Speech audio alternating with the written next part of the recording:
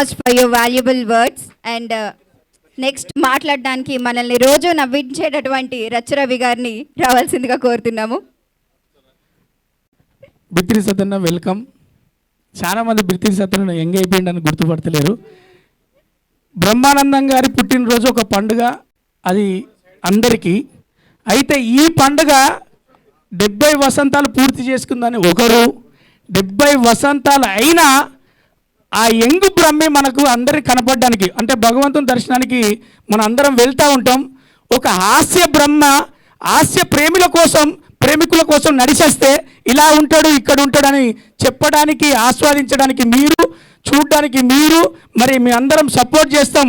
హాస్య బ్రహ్మ గారికి సన్మానం అంటే మేమున్నామని చెప్పి రఘురామకృష్ణ గారు పొద్దున్న ఉదయం వచ్చి సన్మానించి సాయంకాలం నేను మళ్ళీ వస్తానని చెప్పి మధ్యలో హోమం చేసుకొని మరి అటెండెన్స్ను ఒక ప్రేమ రూపకంగా ఎన్ని పనులున్నా ఈరోజు మొత్తం బ్రహ్మానందం గారితో ఆనందంగా గడుపుతానని విచ్చేసిన మరి రఘురామకృష్ణ గారికి ఒకసారి గట్టిగా చప్పట్లు కొట్టాలి.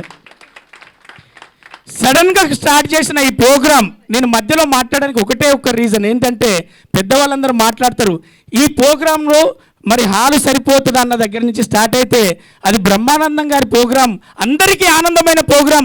సరిపోదేమో అని మేము అనుకున్నప్పుడు లేదు సరిపోతుందని చెప్పి మన సీను గారు చెప్పారు.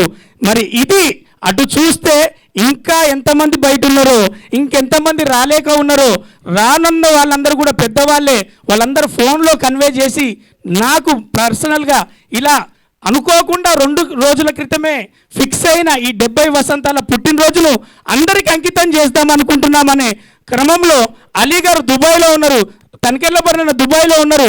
పెద్ద వాళ్ళందరూ అరే సడన్గా చెప్పారా సడన్గా అని వాళ్ళు రాలేని పరిస్థితిలో ఉన్నారు. కాబట్టే ఇక్కడ ఇంకా సినీ తారలు మన సమక్షంలో లేరు. గురువు గారికి ఆశీస్సులు ఉన్నాయి, గురువు గారికి విషెస్ ఉన్నాయి.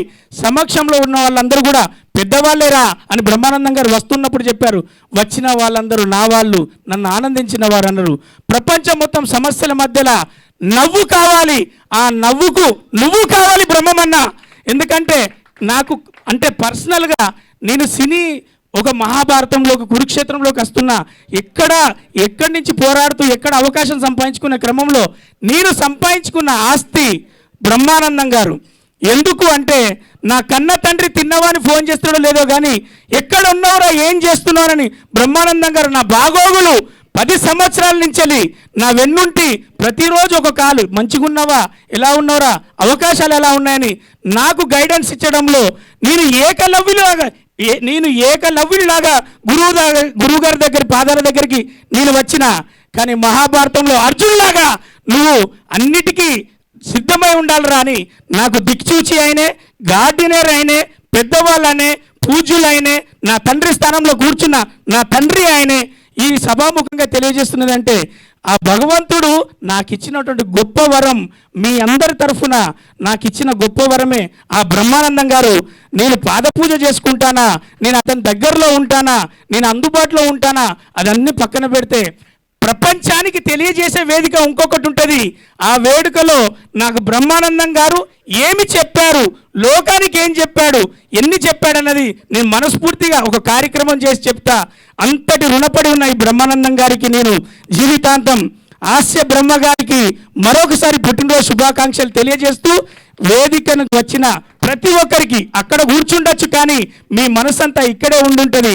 వాళ్ళందరికీ స్వాగత సుమాంజలు మీరు తెలియజేయడానికి తన శిష్యుడిగా తన నా ఆరాధ్య దైవాన్ని ఇక్కడ చూస్తున్నందుకు అతని తరఫున ఒక భక్తుడిగా మీ అందరికి వెల్కమ్ చెప్పడానికే నేను మధ్యలో మాట్లాడాను. ఒకరికి సీట్ ఉన్నది కూర్చున్నారు, లేకపోయినా నిల్చున్నారు. మొత్తానికి మా బ్రహ్మానందం అన్నేను ఆస్వాదిస్తున్న ప్రపంచ లోకానికి మరొకసారి థ్యాంక్ యూ సో మచ్. మీమ్స్లో మీరే, సినీ తారలో మీరే అన్న బ్రహ్మన్న. మీరు బ్రహ్మాండంగా నూరేళ్ళు మా అందరి మధ్యలో పుట్టినరోజులు జరుపుకోవాలి, మాకు అందుబాటులో ఉండాలి, మమ్మల్ని నవ్విస్తుండాలి. ఇది ప్రపంచం తరఫున మేము అర్జీ పెట్టుకుంటున్న పెద్ద అర్జీ అన్న. Thank you so much. Thank you అన్న. థ్యాంక్ యూ రచరవి గారు, చాలా చక్కగా చెప్పారు. ఆయన మీకు వరం అని చెప్పారు, కానీ మన తెలుగు ఫిల్మ్ ఇండస్ట్రీకి ఆయన ఒక వరం అని చెప్పుకోవాలి. సో నెక్స్ట్ మాట్లాడడానికి బాబు మోహన్ గారిని రావాల్సిందిగా కోరుతున్నాము. ఏం బావ మా బావకు హ్యాపీ బర్త్డే బావ, many many happy returns of the day. God bless you బా. మా జర్నీ వర్ణనాతీతమైన జర్నీ. అసలు నేను ఒక షూటింగ్కి వెళ్ళాను. బిగినింగ్లో నేను ఉద్యోగిగా వచ్చాను హైదరాబాదు. ఆ షూటింగ్లో పరిగెత్తమన్నారు, పరిగెత్తాను. అటు కదా ఇటు అన్నారు. What is this? నేను ఒక ఆఫీసర్ ఉద్యోగం చేసుకుంటూ ఈ సినిమాలో దేవదు, నో యాక్టింగ్ అని డిసైడ్ అయిన తర్వాత ఒక 3 monthsకు నాకు ఎట్లొచ్చిందో ఒక పిలుపు వచ్చింది ఒక సినిమాలో నటించడానికి. ఎవరితో అంటే బ్రహ్మానందం గారి కాంబినేషన్ అండి అన్నారు. అబ్బా ఇది ఛాన్స్ అనుకొని బాగా ఆలోచించడం. మళ్ళీ ఈ సినిమా వదలకూడదు, చేయాల్సిందే అనుకున్నా. ఆ ఛాన్స్ రాకపోతే అసలు నేను నటించేవాడిని కాదు, వద్దనుకున్నాను. సరదాగా నాటకాలు వేసేది, స్టూడెంట్గా బయట నాటకాలు వేసేది, ఓకే అనుకున్నాను. కానీ ఆ సినిమాలో నేను నటించకపోతే అసలు నేను స్టార్ని అయ్యేవాడినే కాదు. అది మా భావన కలిసిన రోజున, ఆ రోజు షూటింగ్లో బ్రహ్మానందం గారు అని మాట్లాడాను.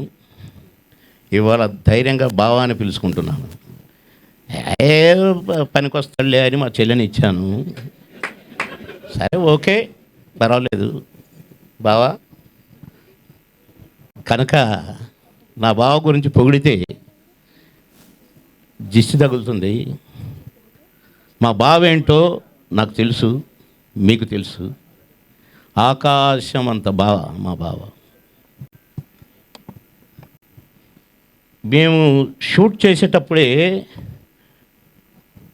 నేను ఎన్నిసార్లు నవ్వాను ఆ కోతి ముఖం చూసి, ఆ ఎక్స్ప్రెషన్స్ చూసి. మేము ఎంజాయ్ చేస్తూ నటించాము. నాకంటే సీనియర్ అని నేను ఎప్పుడూ అనుకోలేదు. అంత బాగా కలిసిమెలిసి ఒక ఫ్యామిలీ మెంబర్స్ లాగా అసలు నైట్ అండ్ డే పరిగెత్తి ఎటు పరిగెత్తామో ఏం చేశామో, 6 షిఫ్ట్లు పనిచేస్తూ మళ్ళీ మీ ముగ్గురం కలుసుకోగానే అసలు నేను, నా కోటన్న, మా బావ, ప్రొడ్యూసర్లు కొంతమంది మా మీద కోపం వచ్చేది. మేము రాజమండ్రిలో ఉన్నాం అనుకోండి, 3 రూములు వరుసగా ఉండేవి. వైజాగ్లో ఉన్నాం అనుకోండి, 3 రూములు వరుసగా ఉండేవి. కానీ మేము మాత్రం ముగ్గురం ఒకటే రూమ్లో ఉండేది. ప్రొడ్యూసర్లు ఏమైనా మీరు ఒకే రూమ్లో ఉంటారు కదా, ఒకే రూమ్లో తింటారు, 3 రూములు ఎందుకు, 2 రూములు దాంటారు కదా అనేవాళ్ళు. అదే ఇది అనేది. కరెక్ట్గా భోజనాలు అయిపోయి ఇక మా గోలంతా అయిపోయాక, గోలంత అంటే తాగుడు గీగుడు అనుకున్నారు. ఇక మా అల్లరి ఎంజాయ్ చేసి చాలేరా అని ఆయన అనేవాడు, ఏరే కోట అని ఈయన అనేవాడు. మధ్యలో నేను ఎంతో జాయ్ఫుల్గా ఉండేది మా షూటింగ్. మేము ఎంత అలసిపోయినా కూడా అలసట మాకు వచ్చేది కాదు మేము ముగ్గురం ఉంటే. అలా ఎన్ని ఎన్ని ఎన్ని ఎన్నెన్ని మా బావతో జ్ఞాపకాలని చెప్తే మీకు బోరు కొట్టుద్ది. ఏంటి ఈ సోదభావం అని అనుకుంటారు. కాబట్టి నేను ముగిస్తూ నా బావని మరొకసారి ఆ భగవంతుడు దీవించాలి. నిండు నూరేళ్ళు నా బావ, నా చెల్లి నిండు నూరేళ్ళుండి ఇంకా ఎందరికో ఆదర్శంగా మా బావ 100కు పైనే జీవించాలి, ఆయురారోగ్యాలతో ఉండాలి అని కోరుకుంటూ సెలవు తీసుకుంటున్నాను. నమస్కారం. Thank you sir, thank you so much for your valuable words.